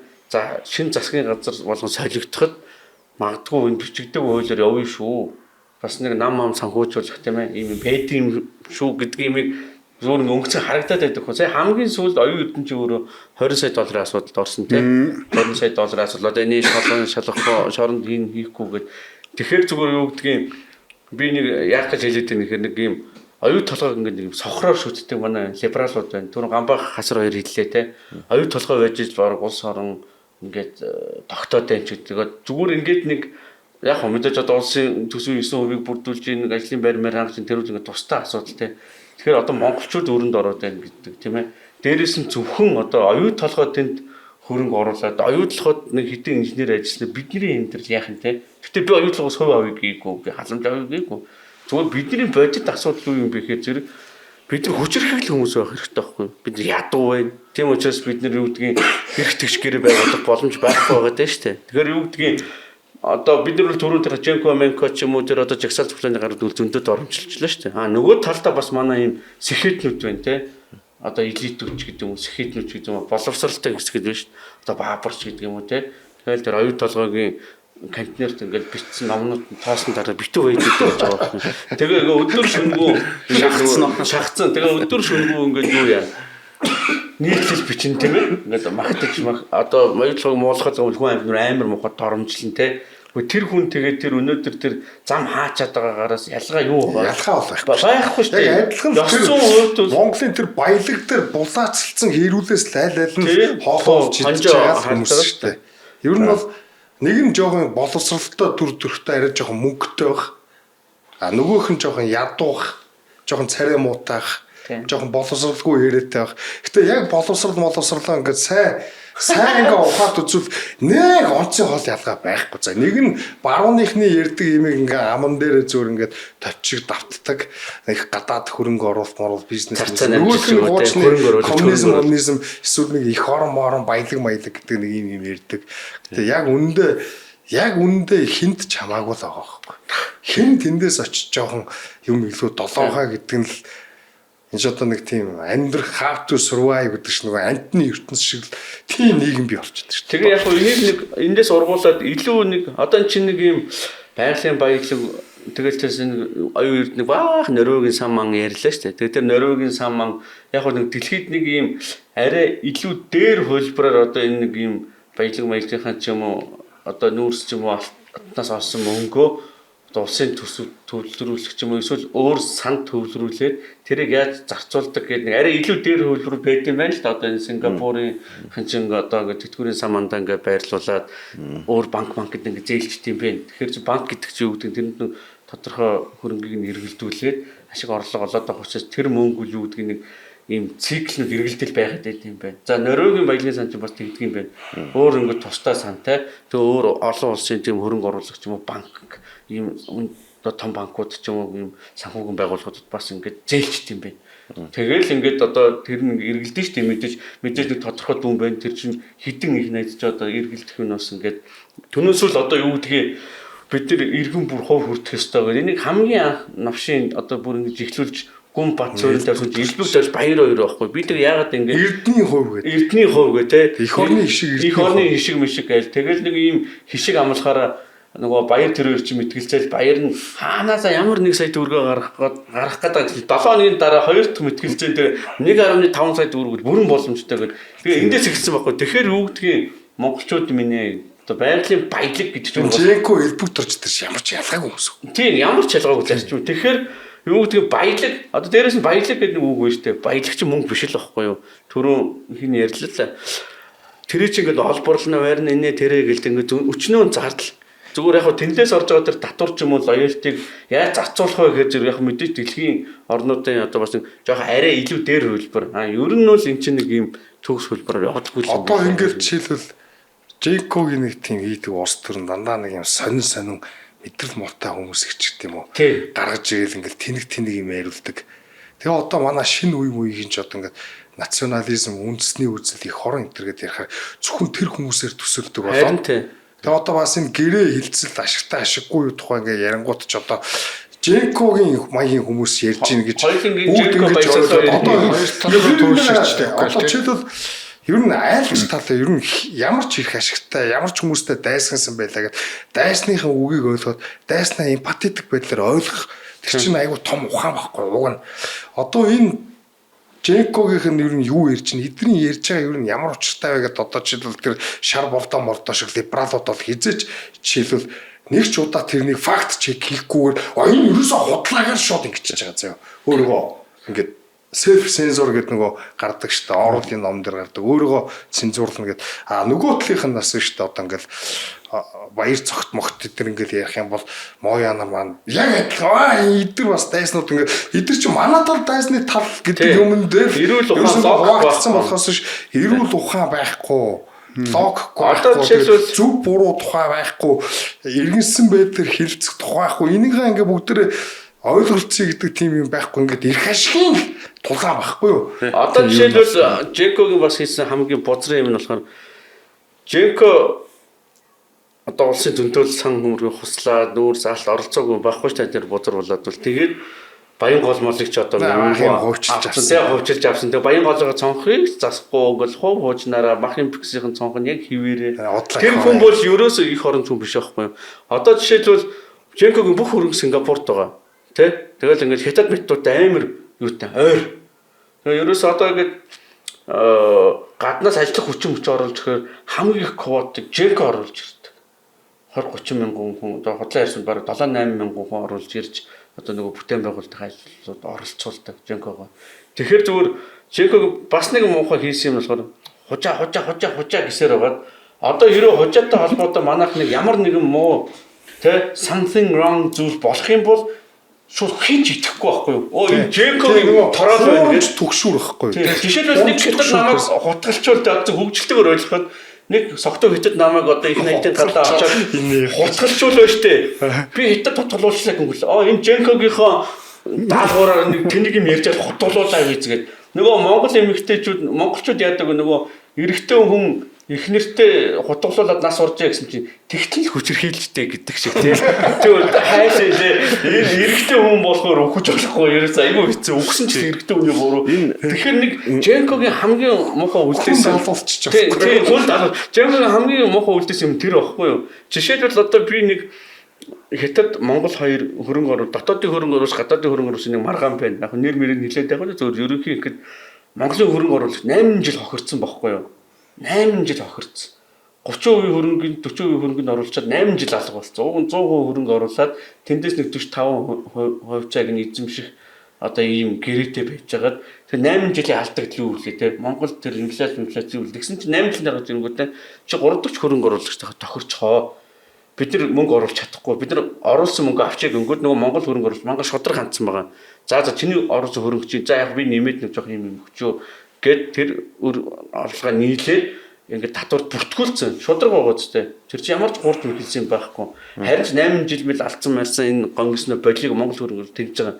Тэгсэн чи яасан бэ гэхээр одоо тэр Женкогийн үлдээсэн хамгийн муухай юмны үр дагавар нөгөө хятад компани ингээд нэг бод аргачаа маргачаад ингээд хандаад Монгол компанид ингээд холигтуулсан гэсэн. Нөгөө манай либералууд манай либертарууд хүртэл явж байгаа те. Либертар гэж өөрсдөө нэрлээд байна. Тийм одоо ингэж зүгээр нөгөө нэг өндөр хууль зүйсэд энэ фирмэрийг бүр дагцсан. Гадаадын хөрөнгө оруулагч инглээ. Тэгээ би Facebook дээр бичиж байгаа ийм тийм гэд би хэрэг дээр нь явж байгаа өмгөөлөгчтэй. Би бүгдийг мэднэ үстэй. Тэгээ инглээ. Тэгээ бид нар бас ингэж ярилцаад за таа ч гэсэн бас хэвлэлээр бас байр суурь илэрхийлэх ёстой гэд бас сэтгүүл чандаа ингэж илэрхийлж байгаа байхгүй. Тэгэнгүүт тэр над хамгийн зөвөн санагдсан те Женко бүр тэгж байгаа. Тэгээд нөгөө талд нь тэгвэл хүмүүс ягаад эрүүл ухааны одоо хадгалж үлж болохгүй гал либералууд тийм ээ. Зүгээр нэг инх баяр маярыг ингээл хууль зүйн сайдын баярыг дагаал эсвэл нэг учрлыг дагаал. Тэр амарчин гэдэг нэг ац байдаг шүү дээ. Сайн нөгөө өргөө IMAX хаагцсан. Тэгсэн чинь тэр Twitter дээр лөө тэгээчсэн байлаа. Энэ Ан Дозер гэдэг хүнийг энэ манай MCS хөөж гаргаж байна. Ёстой сайхан үйл явдал боллоо. Та нар баярлахгүй. MCS маань ч гэх. Энэ MCS одоо тийм мундаг Женкогоос ялгаатай одоо нэг ёс зүйтэй тийм гоё компани юм уу? Үгүй шүү дээ. Хамаг төртөө холбогдож төрийн мөнгөөр одоо үдий зэрэгтэй хүрсэн кроник компани шүү дээ. Одоо энэ би ингэхэд сая ингэдэг одоо энэ эдгээр чи айгүй их доромжлох юм аа. энэ энгийн жоохон ядуу харагдсан хүмүүс ингээд жагсаал магсаал хийхээр идэж бас амьдрах гал явж байгаа ялгаагүй те. Адилхан л жагсаалч өнгөрсөн жил бас хоёр эрдэнэ засгийн газрыг гогцуулах гал бас баахан өвөг бацаануудыг цуглуулаад тэгэл төлбөртөө жагсаал хийгээл тэр тийм л юм болж л байсан шүү дээ. Тэгэл тэдний урдаас бас нэг хэсэг одоо нөгөө талын төлбөртөө бас жагсаал айл нь жагсаалын эсрэг жагсаал багсаал болол тэгэл яг үүндээ ялгаагүй. Гэтэ зүгээр энэ нэг ядуу тэгээд хоосон эдрийг энэ мөнгөтэй жагсагчдад тэр нь бас жоохон доромжилдог болсон. Тэгэд ер нь яагаад энэ MCS-т ч гэдэг юм уу, яагаад энэ элбэгд орж ч гэдэг юм уу, яагаад энэ либералуудад яг Монголын нийт масс дургу байгааг ер нь яагаад огт харгалзаж үздэг юм бол одоо жишээлбэл Монголд ингээд элбэгд орж Монголын ард түмэн 2 удаа ерөнхийлөгчөөр сонгочихсон. Ардчилсан намыг олон удаа сонгочихсон. Эдгээр элбэгд орж харахтаа удахгүй өрний хөгжингүү улсуудын амжиргааны стандартад хүргэсэн тийм улс олгоно оюутлахаа орж ирээд Монголыг өстө нүд дэрэмхийн зур өөрчилчихнө гэж ярьжсэн нь үнэн биз? Үнэн шүү дээ. Тэгээд юу болсон? Тийм болоогүй шүү дээ. Ямар ч Монгол одоо өнөөдөр социалист одоо том дагар төрөл байгуулагдлаа. Уул ургаагаас монголчууд юу авсангүй төрөл томрлоо. Тэгээд энэ төрөөр амьдардаг хүмүүс нэмэгдлээ. Тэгээд одоо ингээд тэд нар илүү мөнгөтэй болсон нэг юм элит класс маягийн юм бий болцсон тийм. Тэгээд ингийн иргэд нь болохоор ингээд төв цажлуулах хэрэгчлөөгүй. Төв цажлуулж болохгүй. Бизнес хийгээд амьдрал нь ямар ч ирээдүйн тийм бүрхэг яаж амьдрахаа мэдэхгүй юм болцсон. Тэгээ энэ хүмүүс ингээд гадаадын хөрөнгө оруулагчид гой гэл ингээд алгаа тосоос байж байгаа юм гинэ. Үгүй шүү дээ. Бид надад амьдрах болцоог энэ Монголын төр засаг олохгүйч яагаад гадаад өрнөдийн компаниуд орж иж Монголын баялагийг ингэж аваад мөнгө олоод нэг хэсэг ингээ баяжаад байт юм бэ гэдэг чинь атаархал төрөн шүү дээ чинь. Атаархлаас гадна барьцалд чинь гол нь чинь барьцах сэтгэлгээ шүү дээ. Тэгээд зүгээр Монгол одоо ингээд нэг юм ингээ иргэд нь үнэхээр амьдрах орон зайтай те эрхчлөлтөд эдийн засгийн эрхчлөлтөд ингээд бизнесээ хийгээл ингээд өөрөөсөө болгоод явдаг байсан бол хэн тэр болгон ингээд очиод шантаач болж амьдрах гал ингээд тэнд ингээд үзэд мөнгөтэй хүмүүстэй муудалцаал ингээд алалцаал зургатаар гараа шившиг болоод хүнд доромжлуулаад байгаад тахыг хүссэн хүмүүс амьдрах аргагүй болоод нэг хэсэг хитрхи баян болцсон энэ чинь ганцхан Монгол байдаг юм биш шүү дээ. Тийм төрөөс одоо төрөөс хамааралтай одоо сонгуулийн мөчлөгөөр улс төрчид нь хоорондоо алдчихж шүү дээ. Одоо нүдэн дээр илт Монгол ардын намч одоо нэг нам шүү дээ. Тэгээд тэр чинь нэг гулгаж хооронд дуудаад байж байгаа үстэй. Тэгэхээр эн чинь одоо оюутлахын асуудал дээр ч гэсэн хин жагсаал хийж байгаа, хин ямар юу дэвшүүлж байгаа тэр 90 сар ухаан бол байхгүй болцсон. Тэгээд одоо улс төрчдийн өөрсдийг нь хийсний хорлонтой юм байна шүү дээ. Жагсаал цуглааныг төлбөртөө захиалгатай жагсаал цуглаан хийдэг гарууд нь маш баян тансаг болцсон. Одоо хинч 90 саруу шаарддаг тавиад Сүхбаатарын талбайд очлоо гэд төлбөртөө л гэж тооцоо. Тийм харуулчлаа. Бүх юм ингээд нэг муутгаж үзүүлээд байгаа байхгүй. Тэр тийм ер нь ялгаагүй шүү дээ. Ер нь Америкийг ч гэсэн ингээ харахаар нэр төлбөртөө чагсагч шүү дээ. Одоо тэр BLM мэдрэг чинь цаана source more сангуулж байгаа. Бүх төлбөртөө. Тэгэл хийв одоо ингээ нэг хуучин үг хэлэх үзэл бодлоо илэрхийлэх чагсаа цуглаан хийх эрх мэрх гэл байсан. Тэр чинь анх ингээл эрхчлөөгөл хөөцтөнгүүд удахгүй тэрний чинь сур талыг нь ашиглаад хүмүүс сонирхлын бүлгүүд тэрний чинь шавтааж хэрэгсэл болгочтой. Хэвлэл мэдээллийн эрхчлөөгөл байнгут тэрний чинь бас сонирхлын бүлгүүд нөгөө хэвлэлүүдэд мөнгө хаях байлаар худалдаж аваад бас пропаганда хэрэгсэл болгочтой гэдэг ч юм энэ ардчлалын өөрийнх нь ийм нөгөө институтуудын нөгөө сур талууд ч одоо олон жил болсон болохоор тэрний чинь айл хэзээний хүмүүс ашиглаад ингээд уруулаад ашиглаж байгаа. Энэ л өөр яалаа шүү дээ. Монголд одоо юу гэдэг нэг төлбөртөө жагсагчд байдаг ш. Дэлхийд даяараа төлбөртөө жагсагчд байгаа. Тэр одоо ч хараа л да тэр хим нийслэлс юу авсан төлбөр авсан юунууд гэл те. Зарим нь бол нөгөө юу баталгаа Нямбаатарыгаа зүгээр л манай дэнс тоож явсан шүү дээ. Энэ оюут толгойд дуусчихад би бол тэгж бодоод байдаг байхгүй. Энэ дээр анханасаа энэ 34-ийг нь авч өрөнд орон аваад тий. Ямар ч хэрэггүйс. Энэ зүгээр нэг эрдэнтийг хуучин харж байгаа л хийцэн юм шиг гээ надад санагддаг. Загвар гэрээ шиг тэгээд тэрнээсээ болоод өөрсдөө ашиглаж авч чадахгүй юм аач яаж чадахгүй ингээл өрөнд ороод улмал өдрөөр өрөнд ороод тэндээс улс төрчдийн одоо гарч ирж байгаа засагт гарч ирж байгаа улс төрчтөн ч тэр тэрнээс гэж байдаг гэсэн. Одоо байгаа гудамжныхын ч тэр аль аль нь мөнгө авах гал үзээд идэг шантааж Хоёулаа санагдаж улс төрчин чадаагүй засагчтан чадаагүй. Бацамдангаас эхлээл одоо ахих нь компани ямар ч хэрэгцээгүй дугуй шахацсан гэл баабар нь биччихэл байсан. Баабар хамгаалаад биччихэл байсан. Ойлгоод орчихсон. Тэгээд тэгжил байсан. Одоо MCC худалдаа хөгжлийг түрүү яриад өнгөрч чинь тий Эрдэнэтэд авахтаа худалдаа хөгжил бол тийм ашигтай ажилласан юм байхгүй шүү дээ. Авангуудаа өмнө нь Оросуудын цуг шахдаг байсан юмыг нэг компани шахдаг болсон. Нийлээд Орос Монголынхан бүгдээрээ нийлж хагаад шахдаг байсан. Янз янзын одоо Нямдалжийн хүүхдээс эхлээд шахдаг байсан юмыг нь тий тэр компани дангаараа шахдаг болчихж байгаа байхгүй.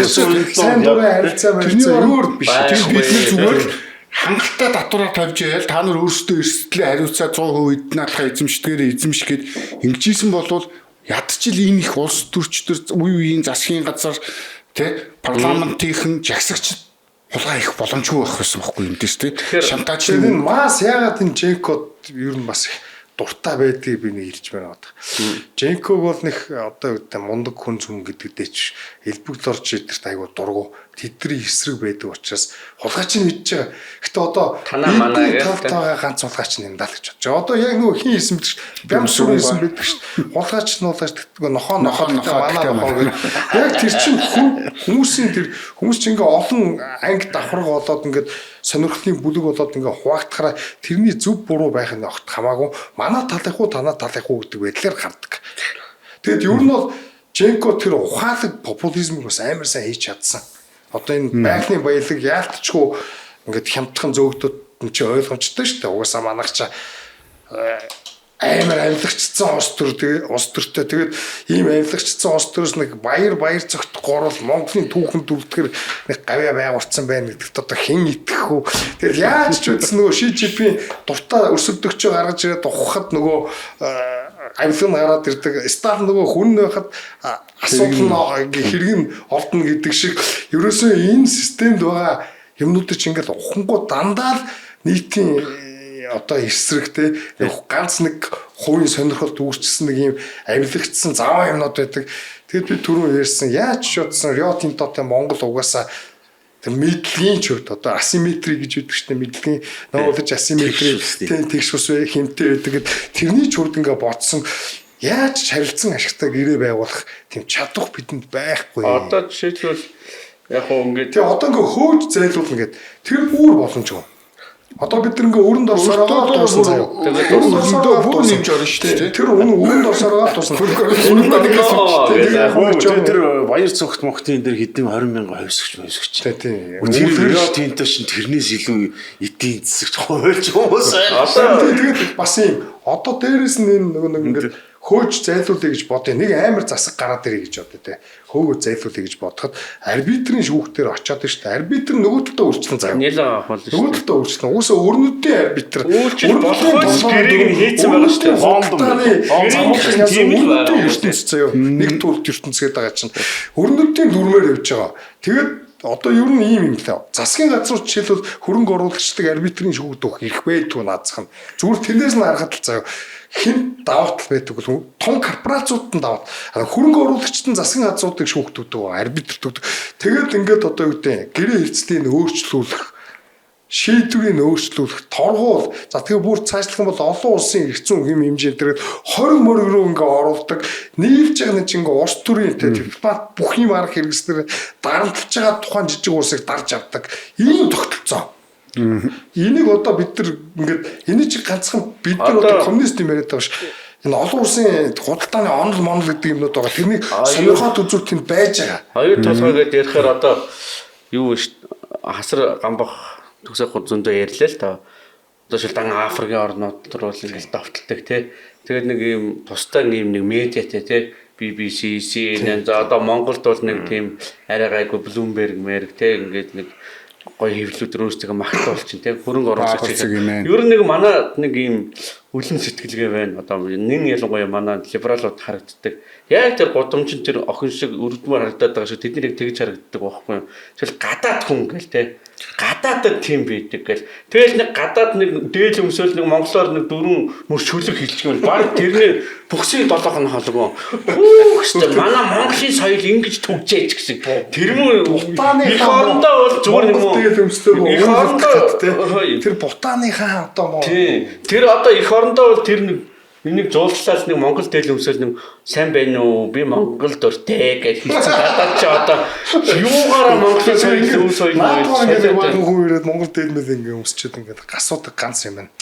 Монгол улсын тухай таны сэтгэл. Амар бахад юм болцсон. Хүмүүс ч амар тийм дипломатчтай таалагдахгүйсэн ч гэсэн гоё байна мэнэнгүүд нь итгэждэг. Тэгээ одоо энэ оюутлогоо төр шиг харагдаж байгаа юм. Өөрсдөө магтуулах дуртай. Одоо оюутлогоо төр юмнууд байгаа шүү. За одоо оюутлогоо төр те бас ингээд гадаадын хөрөнгө Монгол хөгжөөгөө. За дээрэс нь одоо уул уурхаатай улс орнууд бол биш те. Үндэстэн дамсан корпорациудын хар гайгаар одоо юу гэдэг буруу гэрээ хийдэг юм ядуу хിവэрэ биш те. За эсвэргээрээ хитүүлээ бүр өөр ертөнцийн жишээг авч үзье л те. Төгсөө бүтээр өнгөрсөн жил нөгөө юу Шинжин те. Шинжинд очсон Генсяпны дөрвөн хот байд юм байна. Одоо Шанхайтай өрсөлдүүлсэн. Тэрнийх нь нэг нь болохоор тэр Шинжин юм байна. Тэгээ тэр чинь Шинжин. Тэгээ загсны тосгон. Тэр өмнөхөө хангалтсан зүгээр ингээл нэг ногоонороо замганд баригдсан нэг загсны тосгон. Тэгээд нэг л юм шийдсэн. Ганцхан юм шийдсэн. Одоо бид нар сүүлийн 3 4 7 8 7 нэг яриад байгаа татварын асуудлыг шийдсэн. Хуулийг маш хатуу байлгаа. Нэгдүгээрт, хоёрдугаар тэр хатуу ойлгох гэдэг хууль ямар юм боломж олох гэдэг юм бэ гэхээр зэрэг хүний гадаад дотоод гэж ялгаж яах юм бэ? Гадаадын хөрөнгө оруулагч дотоодын хөрөнгө оруулагч гэсэн байхгүй. Энд чинь адилхан эдийн засаг аа. Тийм учраас гадаадын хөрөнгө дотоодын гэж байхгүй орлогын албан татвараас бүгдийг чөлөөлье. Хэнч татвар төлөхгүй.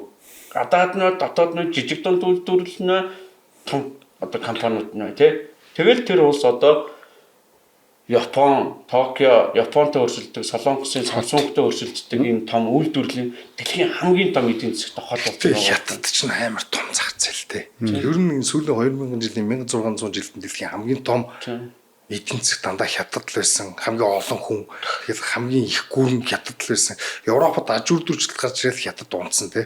Хятадд бол өрнөдүүд ядаж очихдоо штэ. Хөрөнгө оруулалт хийлээ гэж бодоход тэр чинь энэ тэнцүү их. Одоо ч бол үйлдвэрлэл байгуулахад та нар бид нар тэр технологиудаа үг гэж хятад жишээлбэл шаардлага тавьж чаддаг хятад өөрсдөө хүчтэй том хөрөнгө багхгүй юу? Тэр хөрөнгө оруулалт бас өөр. Монголд жишээлбэл хурж ирээд байна шүү дээ тий. Одоо юу гэх юм? Дэлгүүр яага байгуулахгүй байгаа. Яг үйлдвэр байгуулахгүй байгаа. Манай зах зээл байхгүй. Уур амьсгаланд нийцэхгүй их маягаар Монголд орж ирээд байгаа нэг гадны хөрөнгө оруулалт гэдэг хаана Монгол тийм олон гадаадын хөрөнгө оруулалт байгаа. Монголоос аваагүй Хятад руу түүхийн эдийн хавсар болгож байгалийн баялагийг шүү тий. Ухах тий. Байгалийн баялагийг ухаад Хятад руу одоо газ гаргаад хэдэн цаас олоод алга болдог гэсэн тийм хүмүүст орж ирж байгаа. Эсвэл нэг Хятад Орсын компаниуд орж ирээд Хятадын зах зээл рүү бас түүхийн эдийн хавсар болгох гэдэг. Энд ямар ч технологи бий болгоод ч гэдэм үү одоо аж үйлдвэржүүлээд тэгэх бололцоо байхгүй. Одоо гадаадын хөрөнгө оруулалт гэдэг юм шүтгэ баймаар байна. Энэ манад орж ирвэл дандаа түүхийн эдийн хавсар болох гэсэн тийм л хөрөнгө оруулалт орж ирнэ үхээс ш Японд ч юм уу, Өмнөд Солонгос ч юм уу, Тайванд ч юм уу, эсвэл Европод Америкчүүдийн хийжсэн хөрөнгө оруулалт foreign direct investment ч Монголд орж ирэхгүй. Манай улс чинь Орос, Хятад гэдэг хоёр том агуу гүрний дунд байгаа хар нүх хөөе. Нэр шүү. Тэгээ манайх чи ажиллах хүч байхгүй. Уур амьсгалч байх. Бас тийм утгаар нь бас ярих би бол санал нийлэхгүй нэ. Жишээ нь манайх шиг жижиггүй зөндөө бас Финлянд, Эстон гэл байж тий. Жижиг улсуудтай хөгжилтэй. Гэхдээ тэд нар чинь бол зөвхөн манайх шиг юм зис нүүрснээс өөр юм байхгүйгээ суугаад ирсэн улсууд биш. Биш. Гэхдээ тэд нар чинь бас олон улсын бүс нутгийн интеграцид орсон улсууд те. Монголд болохоор энэ одоо ч л бид нар зис ухаад Оросд зарыг бол Орос авахгүй шүү дээ. Оросд хэрэггүй. Орос манай өрсөлдөгч тийм үү? одоо байгалийн баялагын хятадын зах зээл л байгаа. Тэгэхээр бид нар бас олон газар тэр байгалийн баялагаар зарж чадахгүй. Хятад л зарна. За хятадуудад бид өөрсдөө зарах гэх юм бол хятадуудаа энэ тэнцээ хилцээгээд зах зээлийн үнэлгээгээр нь зархад хэцүү. Тийм ч учраас одоо энэ өрнөдийн хөрөнгө оруулалт гэдэг юмыг оруулж ирсэн байгаад байгаа шүү. Яг миний санаа бол юу гэдгийг эдийн засгийг юу бид нар бол арай хямдхан. Гэтэ бид нар юу байсан? Гэтэ тийм байлаа гэд бид нар дандаа хожигдож алдагдaltaд орох ёстой гэсэн үг биш. Бид нар энэ гэрээг сайн байгуулах болцоо байгуул байсан бах уу? Бүтээгдэхүүн хуваах гэрээ энэ төр байгуулад тийм 34 хүмүүсийн аваад зэсийн хүмүүсийн тий ингээд байхгүй болох биш. Тэр үн нэмэгдэнгүүт тэрнээс асар их татвар матур аваад тэр татвараараа одоо жилэнд бүтцээж гэдэг юм төрөө санхүүжуулаад орн одоо энгийн жижиг дунд бизнес энгийн иргэдээ татварыг буулгаад ингээд эдийн засгийн чөлөөлөд ингэж явсан бол бид нар амар гоё болох байсан.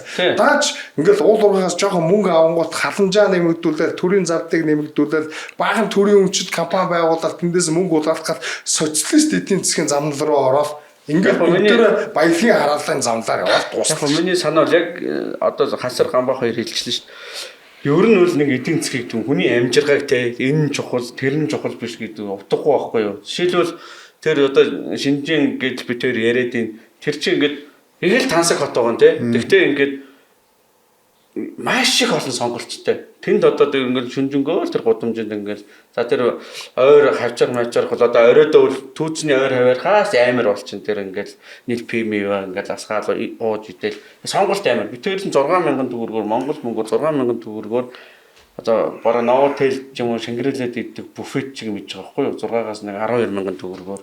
Одоо бид нар 90,000 төгрөгөөр 80,000 төгрөгөөр 60,000 төгрөг буфет идэж штэ Монгол. Тэгэхээр юу гэдгийг зүгээр нэг юм түрүүн чи хэлчихсэн бид нар ер нь юм гадаадын хөрөнгө оруулалт хэрэг сохроо шүтгээ болох хэрэгтэй. Аль хэдийн бид нар ялагдсан явж байгаа. Мэдгүй ирээдүйд ялах юм уу тэрийг бол одоо бурханд мэдэх байна. Гадаадын хөрөнгө оруулалтыг бас сохроор үзээд байгаа болох хэрэгтэй. Ямар хөрөнгө оруулалт аль салбарт ямар нөхцөлтөөр орж иж байгаа нь чухал болохоос гадаадын хөрөнгө оруулалт нэг бол сайн нэг бол муу хоёр тийшээ туйлын гэж байна. Одоо Баабарч л худлаа ядах байхгүй. Шулыг юу хөгжүүл юу лээ хөгжийг юу шулуулахгүй гэвэл хөгжигээд зүгээр энэ хүчин логикгүй байгаа зү. Тэгээ тоогоо томруулъя гэдэл юм ээ. Тэгээ юу н харилцаа чи үеийн харилцаа ашигтай байх хэрэгтэй болохоос шулах шулалтаа хүртэл зөвтгүүлээд ингээ мөнгө төлөөд Баабар бол илт одоо юу гэдэг мөнгөний л активистүүд ч тийм. Тэгээ одоо ингээд манайх чинь урд хойд талдаа нэг юм чөлөөт бүсгээд нэг юм байгаа үстэй тийм. Тэр хөгч. Тэрлүү чинь байгуулаад компани гадаадын компаниуд орж ирэхгүй ирэхээр за биднэрт яг тэр компаниуд итгэхгүй байхгүй биднэрт. Хизээч татвараа өөрчилчих юм билээ. Хизээч яачих юм билээ гэл. Яг итгэхгүйгээс гадна зах зээл. Бид нэг Америкт нэг хүнтэй уулзж үзсэн те. Ингээд яагаад хөрөнгө оруулалт юм гэсэн чинь. Үгүй танахыг ерөөсөө тэгэл бид нар өдөр болгон эрэлтэл өдөр болгон одоо инфлуенс эрдэнтийн даргын хуучин захирлын ял оноолоо гэж гарч байгаа хэвчээ. Тэр чинь тэнэг хүн биш тэр чинь бүх юм ингээд хаалаа. Тэгээд бас энэ геополитик гэдэг юм бас бусад юмнуудад бас их өөрчлөлдөг. Жишээлбэл Хятад яагаад хөгжсөн бэ гэх юм бол жишээлбэл Хятад бол 1960-ад оны төсөл 70-ад оны эцэс эхлээд зөвлөлт холбоот тулсан эсрэг өөрнүүдийн Америкийн одоо юу гэдэг холбоотон болсон гэдэг бүгд мэдж байна. Тэнсиопийн Америкт очиж ажиллал удахгүй нийлэлтэй халдвар байсан. Америкчууд өөрсдөө орж ирж хөрөнгө оруулаад Европын зах зээлийг бол өөрсдийнх нь зах зээлийг чөлөөлж өгөл Хятадын бүтээгдэхүүнийг татваргүй хөнгөлүүлээд олон улсын худалдааны байгууллагуудаа ирсүүлээд өөрнүүдийн дэмжлэгээр Европ одоо ленд лизтэй Европ ч гэсэн дэлхийн 2 дугаар дайны дараа Америкийн хөрөнгө оруулалтаар боссон. Тэгээд Америкчууд одоо цэргийн зардлын жишээлбэл та нар бага ойлгож байгаа нэг худалдаа одоо хөрөнгө оруулалтаа зарцуул бид нар та нар энэ худалдааны замтай энэ аюулгүй байдлыг манай энэ аюулгүй байдлын амбрелла бүс дотор та нар чөлөөтэй яв гэд Европчууд маш их мөнгө цэргийн зардаа танаж тэрнийгээ эдийн засгтаа хөрөнгө оруулаад ингээ боцчихсон. Япон, Солонгос, Азийн барууд энийг ч гэсэн бүгдийг нь одоо энэ Аз номхон далаад Америк хүчрэгчийн тулд Хятадыг ч гэсэн мөнгөө санамжуулахын тулд дандаа эн чинь улс төрийн бодлогоор хөгжүүлсэн тийм усууд шүү. Зүгээр нэг чөлөө зах зээлтэй болов те. Одоо чи Ликоны үед хаа тийм амар чөлөө зах зээл бас байгаа ч шүү. Сингапур бас тийм амар чөлөө зах зээл биш. Жижиг дунд бизнес чөлөөтэй ч гэсэн том бизнес экспортлогч тэдэрт амар их татаас өгдөг те. Тийм загварчтай нөгөө төгс загвар гэж байхгүй. Тэгэхдээ эдгээр бол улс төрийн дэмжлэгтэйгээр бий болсон. Одоо Америкчуудад харин одоо тэднийг хөгжүүлэх сонирхол эдгээр бол одоо байхгүй болсон. Тэдний эдийн засгийн эрх ашиг эдгээр одоо өөр болсон шүү. Хятад Америк хоёр одоо ч хэлбэл өрсөлдөгч болж ийн гэх юм уу.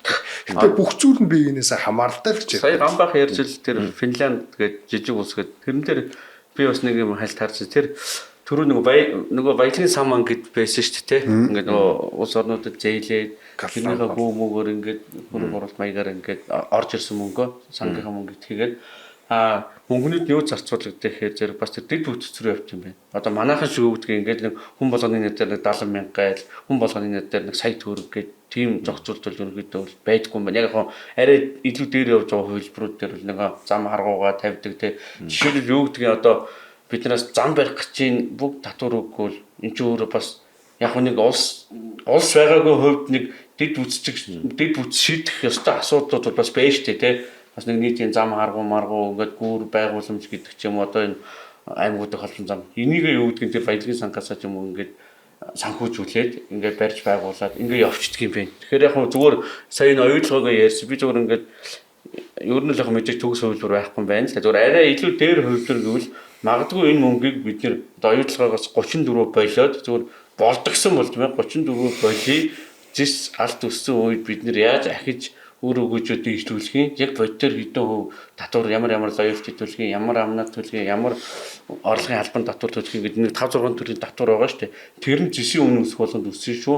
Зардал өсөх юм бол төдөө өөр суудгах шүүч гэдэг юм уу те. Ингээд иймэрхүү байдлаар оруулаад тэрийг харин тэр нэг юм баялагын сан гэж нэрлэдэг юм уу, Чингис сан гэж нэрлэдэг юм уу, өгөөдөө сан гэж нэрлэдэг юм нэг сан нэгээд одоо тэр хөрөнгө оруулалтуудыг юу гэдэг одоо Америк руу ч юм Австрали руу ч юм том банкуд руу ч юм ингээд бас хүүлээд зээлээд тэр хүнийх нь орлогоор магадгүй барууны улсуудын өөрсдийнх нь зарчмаар тийм зарчмаар магадгүй одоо юу гэдгийг бид нар заавал чаленжуулах хэрэгтэй хүмүүс шүү дээ. Бид нар тусгаар улс учраас бид нар айрамтай байна мэдээж нэг дотоодын бослол хэмжээ дарах хэрэгтэй. За нэг шаардлагатай болсон улсын эмнэлгүүд байна л үз тийм ээ. Уул ургаагаар одоо энэ дэд бүтц төрийн санхүүжилтээр одоо санхүүжүүлээд төрөө жижигрүүлээд эдийн засгаа чөлөөлөд жижиг дунд бизнесээ цэцгэлүүл.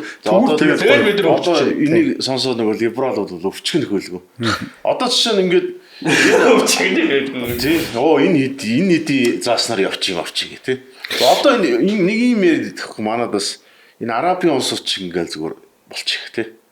Тэнд чинь манайх шиг 4 жилээр солигдоод хулгай хийгээд шоронд ороод тэнд ч бол болж байгаа л та болсон тийм үү. Угсаа залгамжилсан тийм үү. Тийм ус Арабын нэгдсэн Эмират шиг явъя гэвэл бомбтууд байгуулна, нисэх онгоцны буудлын өрн, дид бүтцийн хангана.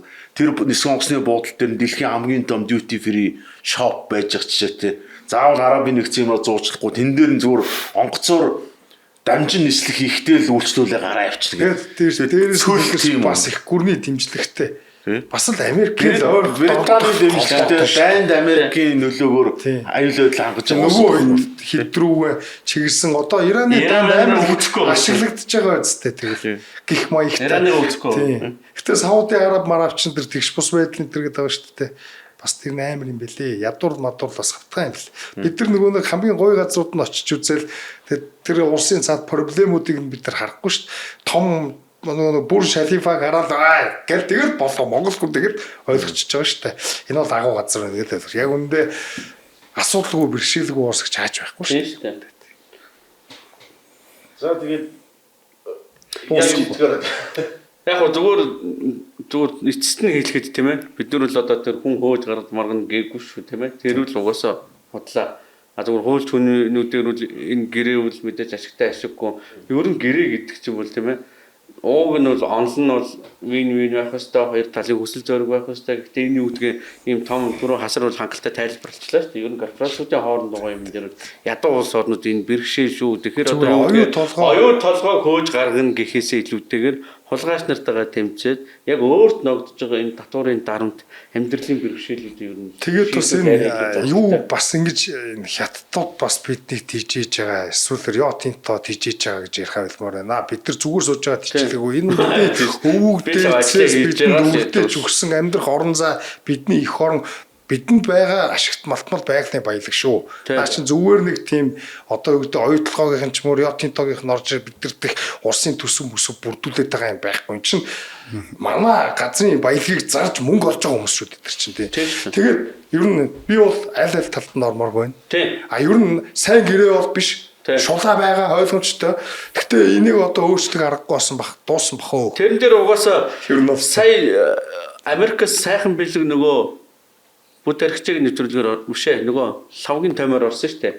Тэгсэн чинь нөгөө араас нь баяр цагт гарч ирээд тэгээд араас нь элбэгд орж гарч ирээд тэгэхээр одоо яг хөө зөвхөн бидний тун удахгүй хараан заяа энэ нөгөө манай либералууд элбэгд орж мэрж шүтэнүүд тэгэхээр би нэг юм хэлий тэр харах гэж байгаа хүмүүс элбэгд орч чи өөрөө одоо үнэн хэлцэх цаг болсон шүү оюу толгойг бичсэн байлээ шүү нөхтөө. Тэгэхээр тэр элбэг дөрж байгаа хараацад намайг үнэн эзэж хэлнэ гэж байхгүй нэгдүгээрт. За тэгээд ер нь энэ дандаа одоо ч оюутлогын гэрээ дөнгөж байгуулагдсны дараа жишээлбэл ингэж хэлсэн шүү дээ. Энэ гэрээ хамгийн сайн гэрээ болсон. Хэрвээ гэрээ муу болсон бол би хардлагоогоор хариуцлага хүлээнэ гэж баярлалаа. Одоо уг нь бол муу гэрээ болцсон гэдгийг монголчууд баг мэддэг болсон. Яг бол нийтээрээ өрөнд орсон юм шүү дээ. Тэр одоо баяр уг нь өөрөө дүүжлэх хэрэгтэй шүү дээ. Хизээч дүүжлэхгүй эдгэр хизээч итгэж чадахгүй байхгүй. Ясвартхонгүй. Амин орлох хэрэгтэй. Одоо энэ болдог бол энэ хэлцээрээ болдог бол гэрээндээ өөрчлөлтөө оруулаад 34 болол зүгээр л хангалттай татвараа аваад энийг тэгэл орхисон баг дээр байгаа байхгүй тийм. Тэгээ бидний татварыг бууруулчих. Тэгэл энэ улс орж байгаа. Тэгээ одоо та нар идэх голдох юм гудраа. Улс төрчтөн тэр үе үеийн засгийн газар нь 20 сая доллар одоо манусын төсөв 9%-ийг түүцийг үлдээчих. За түүцийг үлдээчих тамхины татвараа болчих. Хувийн орлогын албан татвараа 1% боловч нөөцийн босгоо нэг 5 тэрбум бол заагалаа. Одоо энэ чинь тэгээ тусгай зөвшөөрлөг 9%-ийн эзэлжийн тусгай зөвшөөрлөг өгдөг болж тийм. Энэ чинь төрчин багасчих юм бол 9% чинь төсвийн чинь бүр энэ төсвийн зардлыг басгачих юм бол бүр их болоод ирэх байхгүй. Магадгүй 20-30% болоод ирнэ шүү дээ. Хангалттай мөнгө байгаа байхгүй. Тэгээд ер нь энэ уул уурхай баялагтай орнууд чинь нэг зовлон. Улс төр нэг уул уурхайтай тулгуурлаад популист болчдөг. Тэгээд тэр чинь яг л бүгдд нь л тохиордог юм.